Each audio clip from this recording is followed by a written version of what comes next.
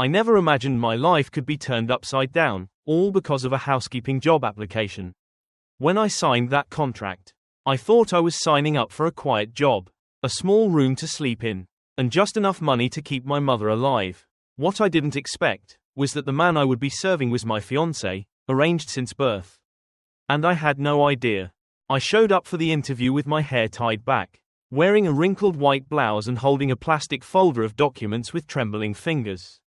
The estate was enormous, white, cold, intimidating. The Lynn residence, the iron gate read, "I didn't belong here, but I needed this job more than I needed pride. My name is Trinh. I'm 22. I just finished a 2-year nursing program. But no one hires someone without experience. After my mother collapsed from acute kidney failure, I had no choice but to find a live-in job. Anything that paid quickly, so I applied to be a full-time maid." The housekeeper who greeted me was a stern-looking woman in her 50s. She barely glanced at my resume. "We need someone quiet, discreet, and obedient," she said flatly as she led me through the mansion. "You'll have a bed in the back wing. Meals are provided, but one rule above all, never, ever go near the 3rd floor. It's the young master's private quarters." I nodded furiously. I didn't ask why. I didn't care. I just needed the job. I got hired that very day. Too easily, if I'm being honest, but I was too desperate to question anything.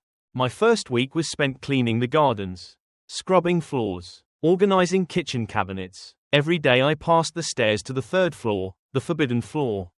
The lights were always on up there. Sometimes, I heard piano music floating down. Slow, melancholic notes that felt like someone's soul trying to speak through the walls. Then one morning, the assistant manager, an ice-cold man in a tailored suit, found me wiping windows. "The young master wants ginger tea," he said. "You're to bring it to him." Now, my heart nearly stopped. Me, I'd never even seen the young master. And now I was supposed to go into his quarters. I brewed the tea with trembling hands and walked upstairs, each step echoing like a warning. When the door opened, I almost dropped the tray. He was standing by the window, back to me, wearing a black dress shirt that clung to broad shoulders. The golden sunset painted his silhouette in shadows and light. He didn't turn around when he spoke. "Come in." His voice was deep, calm, but it made my skin break out in goosebumps. I stepped inside and gently placed the tray on a table, my eyes glued to the floor. Then came the question, "Do you know who you really are?" I blinked. I'm just a housemaid." He let out a low chuckle. It wasn't kind. "No, you're my fiancé," he said, "engaged to me since before you could even speak." I stared at him, frozen, my breath caught in my throat. Fiancé? What kind of cruel joke was this? He finally turned around, and the moment our eyes met, it felt like the ground disappeared beneath me. His gaze was sharp, unreadable. Those eyes held the weight of secrets, contracts, and a life I knew nothing about. I think you've mistaken me for someone else." I stammered, my voice barely a whisper. "My name is Trinh. I'm not. I've never been anyone's fiancé." He walked toward me slowly, like a predator circling something curious. "Trinh," he said, testing the name on his tongue. "Born March 12th. Left at an orphanage when you were 6. Adopted by a nurse named Mrs. Lyon. Ring a bell?" My blood ran cold. "How do you?" "Because I've been waiting for you." He cut in. "Or rather, the contract has." He walked over to the bookshelf and pulled out a thick leather folder. Inside was a faded, yellowed document. He placed it in front of me, his finger tapping the paper where my name was printed, clear as day. "A marriage agreement," he said, "signed by your biological parents and mine. Binding." I could hardly read the rest. My hands were shaking. "You were promised to me when you were still in diapers," he continued. "Your family was in debt. My family paid it off. You were the price." Tears burned at the corners of my eyes. "This isn't fair. I didn't choose this." "No," he said coolly. "But neither did I." His words struck deeper than I expected. Behind the arrogance, there was something else, a kind of pain, a resentment. "Why me?" I asked, my voice hoarse. He leaned in, eyes narrowing. "Because no one else dares to be here. Everyone runs. You walked right through the front gate."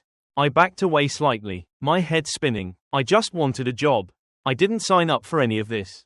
"I don't care what you signed up for," he said, tone turning sharp. "But now that you're here, you're not leaving, not until I say so." There was a finality in his voice that left no room for argument. And that night, I cried alone in my little room in the servants' wing. The same place I had once thought was my refuge now felt like a cage.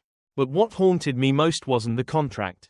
It was the way he looked at me, as if I was part of something far bigger, far darker than I had ever imagined.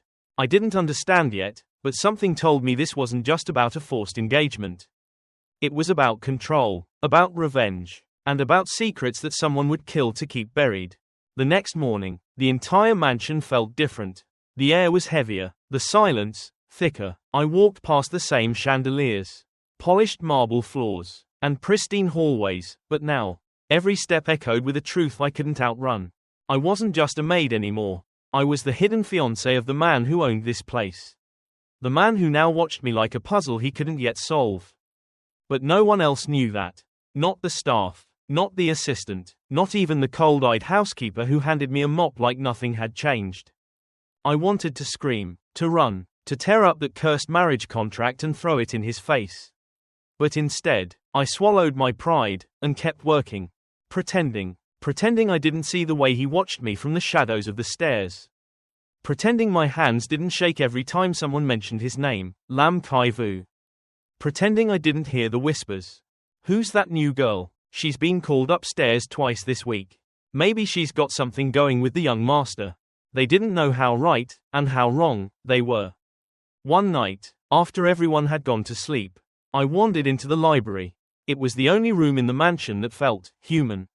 Warm, lived in, books lined the walls from floor to ceiling. Dusty corners and soft lighting made it feel like the only place I could breathe. I reached for a worn novel on the second shelf, Wuthering Heights. Ironically, and behind it, something slipped out, a small photograph. It was old, cracked, black and white, a baby girl in someone's arms. And next to her, was a woman I didn't recognize. But the baby looked like me. I was still staring when his voice came from behind me, low and unreadable. You shouldn't be in here. I turned, startled. I wasn't snooping. You always just wander, don't you? He said, stepping closer, first into my house, then into my past. He took the photo from my hand and looked at it for a long time. Then, with a tight smile, he said, "You're the second woman to ever hold that picture." My stomach dropped. Who was the first? He tucked the photo into his coat pocket. My mother. Before she disappeared, I wanted to ask more, but something about the look in his eyes warned me not to. That night, I couldn't sleep, because in that moment, I realized something terrifying. I wasn't just tangled in a contract. I was tangled in a family that had secrets buried so deep. They'd do anything to keep them hidden. And now, I was one of them. The next day, the mansion felt like it was holding its breath. Even the staff were quieter. Nervous glances passed between them as they scurried around with trays and linens, rearranging things that didn't need rearranging. I could feel the tension clawing at the walls. "She's coming back," I overheard the housekeeper whisper to the assistant. "Who?" I asked before I could stop myself. The assistant barely looked at me. The woman who was supposed to be Mrs. Lam. My heart sank. I didn't need to hear her name to know exactly who they meant. That afternoon, a black car pulled into the driveway like it owned the entire city. And out stepped a woman who looked like she'd just walked off a magazine cover. Tall, slim, wrapped in a designer trench coat. Dark sunglasses hiding eyes that surely knew how to cut people open without a blade. And when she saw me standing by the fountain, scrubbing a flower pot, she didn't just glance. She stared, like I was something under her heel. I tried to look away. I wasn't part of this world. I was just cleaning a flower pot. But fate never lets you hide long. She didn't speak to the staff, didn't acknowledge the assistant. She marched straight up to the third floor, like she had every right to still be there. And 20 minutes later, I was summoned, again, to the third floor. My legs felt like stone as I climbed the stairs. At the top, the door to the master study was ajar. And inside, I heard the voices. "You promised me, Kai-vu," she said, her tone cold and sharp. "You said there would never be anyone else." "I never made promises I couldn't keep," he replied evenly. "You let a maid into your house, into your life, and you think I wouldn't notice?" I froze in the hallway, every inch of me burning. She knew about me. I shouldn't have listened, but I couldn't move. I don't care what agreement your family signed. She hissed. Break it. Tear it up. That girl doesn't belong here. And you do, he said calmly. You left. Remember? There was silence, and then the unmistakable sound of something shattering. I flinched. Fine, she snapped. Keep her, but don't think she'll ever fit into your world. Suddenly, the door swung open, and she was standing in front of me. For a second, neither of us spoke. Then she leaned in, her voice like silk dipped in poison. You think being the fiancée of a man like Lam Kai-Vu is something romantic, she whispered. You have no idea what this life costs. And she walked past me like I was invisible. I wanted to scream after her that I never asked for any of this. That I wasn't here to steal anything. That I was just a girl trying to survive. But I didn't say a word. Because deep down, I knew she was right. I had no idea what this life would cost me. Not yet. But I was about to find out. The next morning, my picture was on the news. Not a flattering photo, not a posed smile, just me, carrying a tray of dishes. Hair messy. In my plain uniform, the headline burned itself into my mind. Mystery girl spotted at Lam Mansion, new girlfriend or hidden fiancé. I stood frozen in front of the TV screen in the staff room. My heart dropping like glass on marble. The other maids whispered behind their hands. The housekeeper glared at me like I was a contagious disease. And the assistant, he just muttered into his phone. It's leaked. Tell the boss. I had never felt smaller. By noon, the entire mansion was in crisis mode.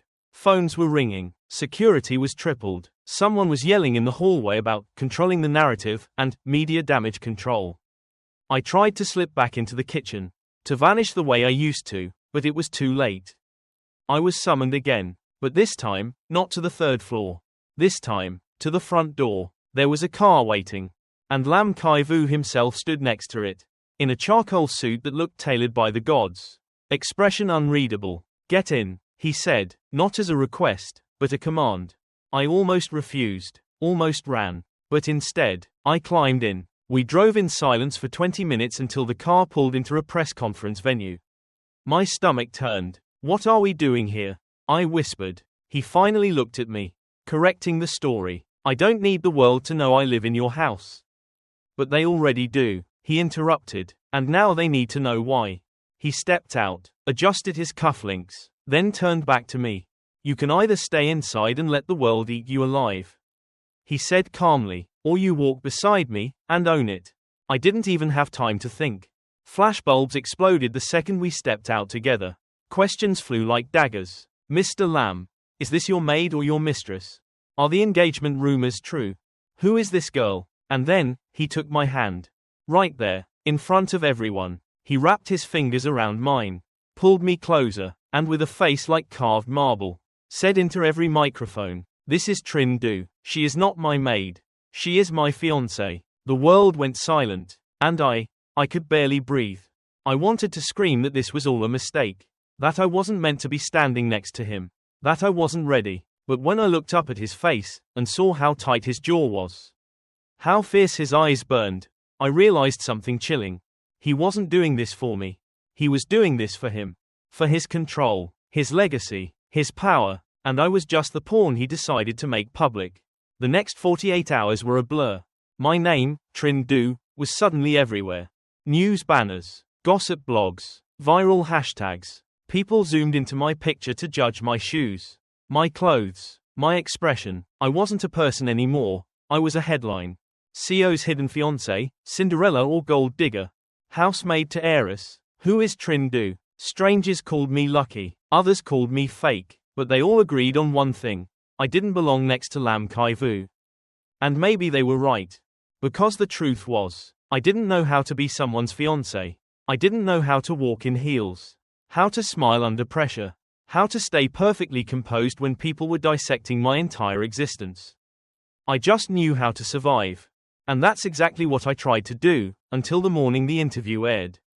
A national talk show, huge ratings, millions of viewers. I wasn't supposed to be there, but the assistant told me the producers had demanded a joint appearance.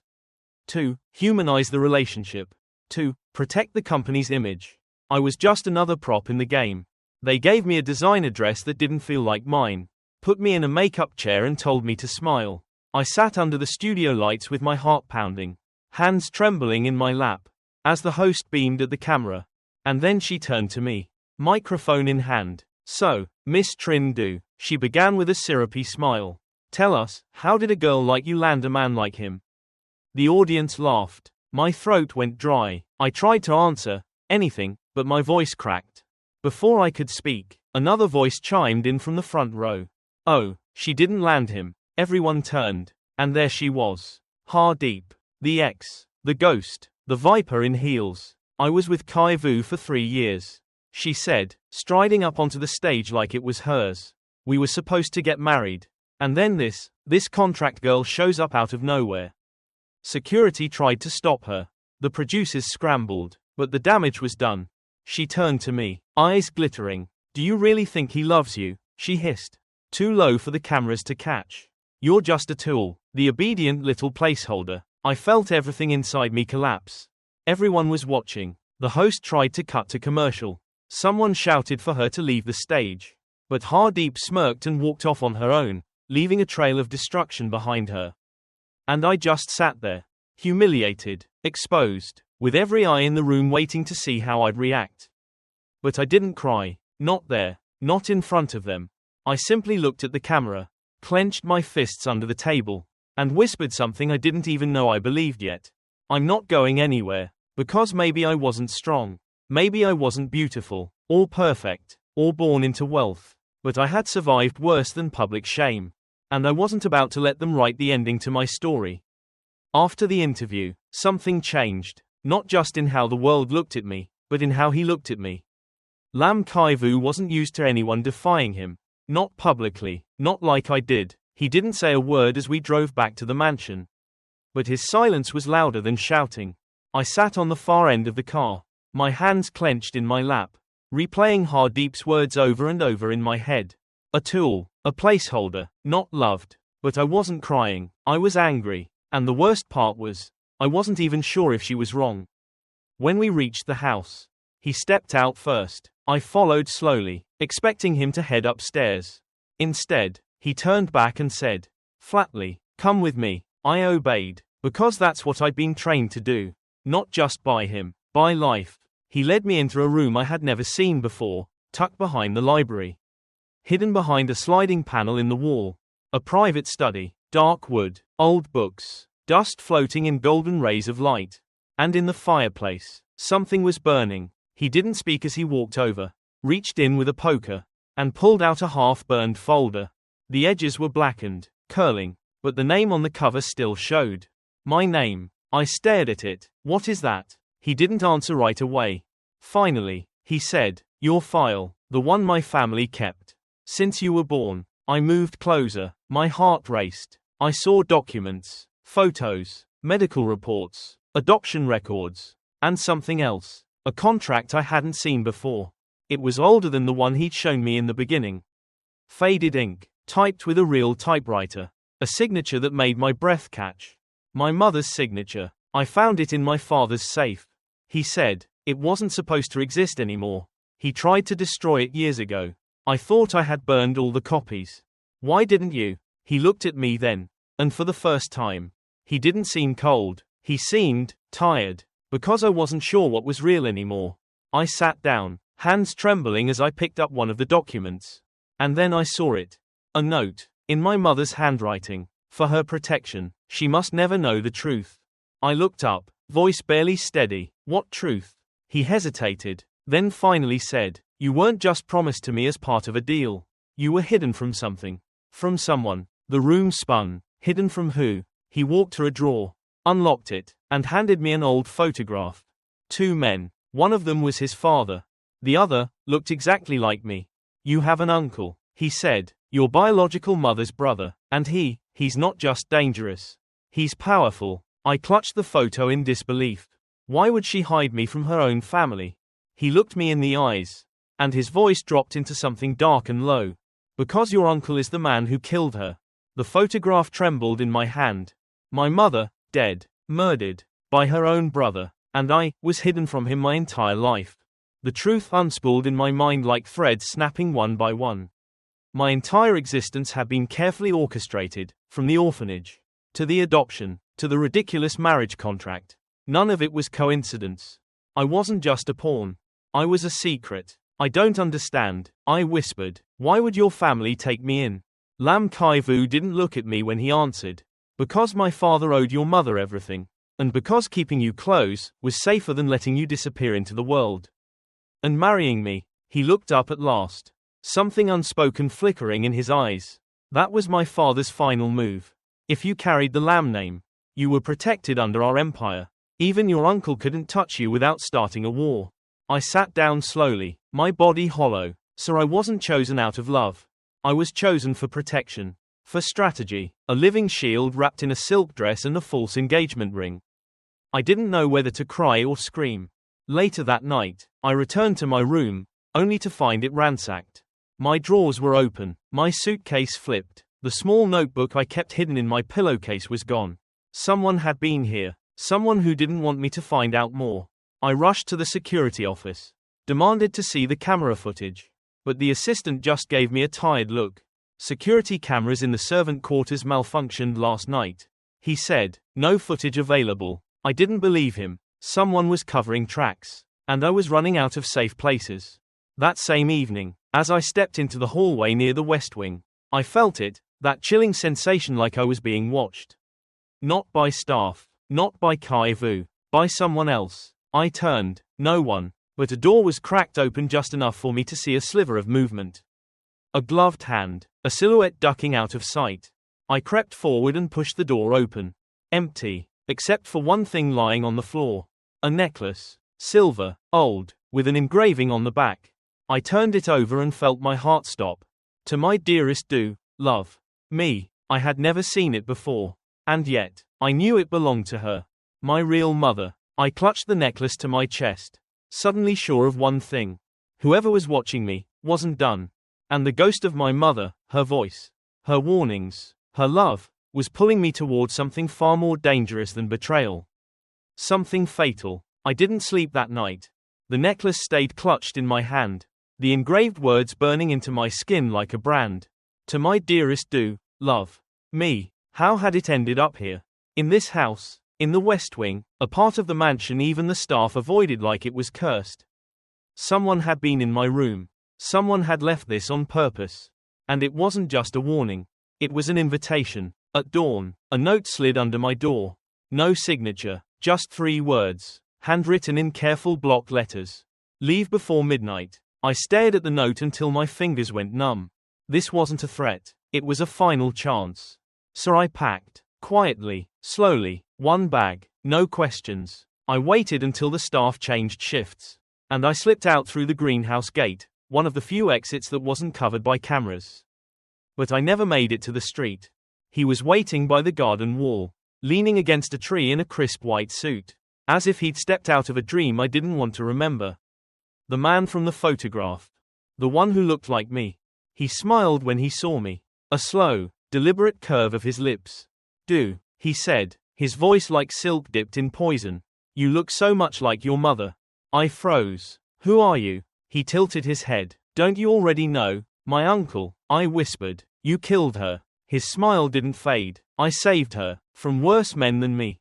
You're lying. He stepped closer. She ran, with you in her arms.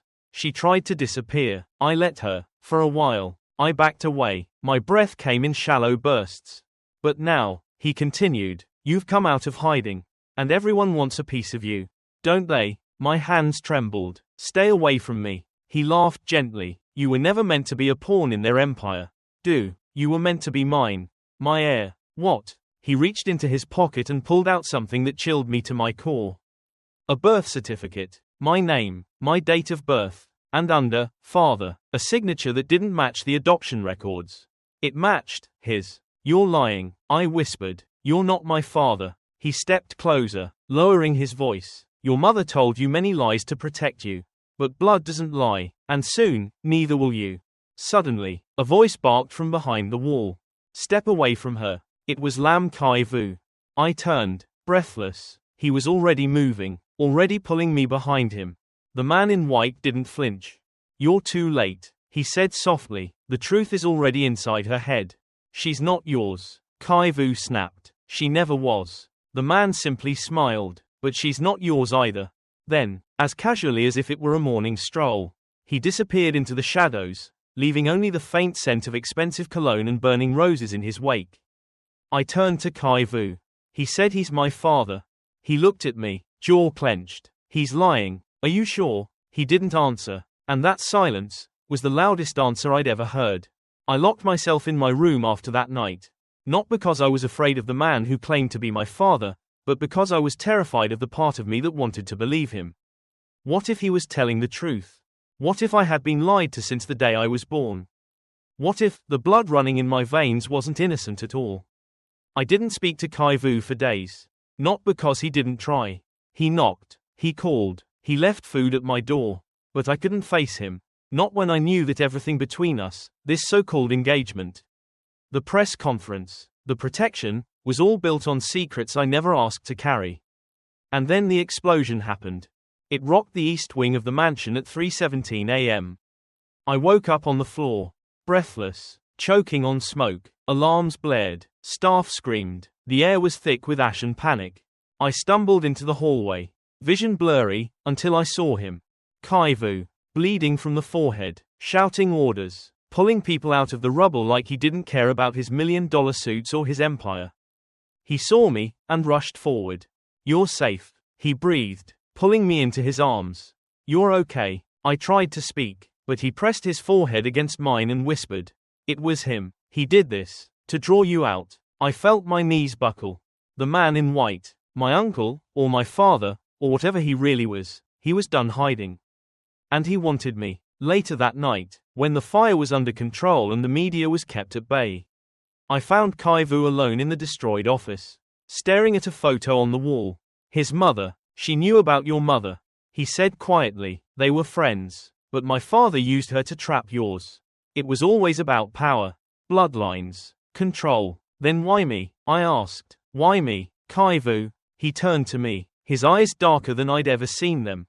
Because you're the last piece of the puzzle, he said. If he has you, he controls everything. The name, the fortune, the legacy. And if he can't have you. He didn't finish the sentence. Because we both knew how that story ends. That night, I made a decision. I couldn't run anymore. Not from the truth. Not from the blood in my veins. Not from the danger. And not from him. So I stood in the middle of the mansion, smoke still hanging in the air, and said to the one man who had once called me his pawn, call the press again. He blinked. What? I'm not hiding anymore. Not from anyone. Let the world know who I really am. He looked at me like he was seeing me for the first time. Not a maid, not a placeholder, but a storm, a survivor, a woman who had lost everything and still stood tall. 3 days later, I walked out onto a stage, microphones flashing, reporters shouting, and I spoke. My name is Trinh Du. I said, I was born from silence, raised in shadows, and shaped by lies, but I'm done being hidden. A pause. And if anyone wants to take me down, they'll have to try harder than fire. Behind me, Lam Kai Vu stepped forward, not to speak, not to lead, but to stand beside me, as my equal. And for the first time since I stepped into this mansion, I wasn't surviving, I was fighting, not as someone's maid, not even as someone's fiancée, but as me.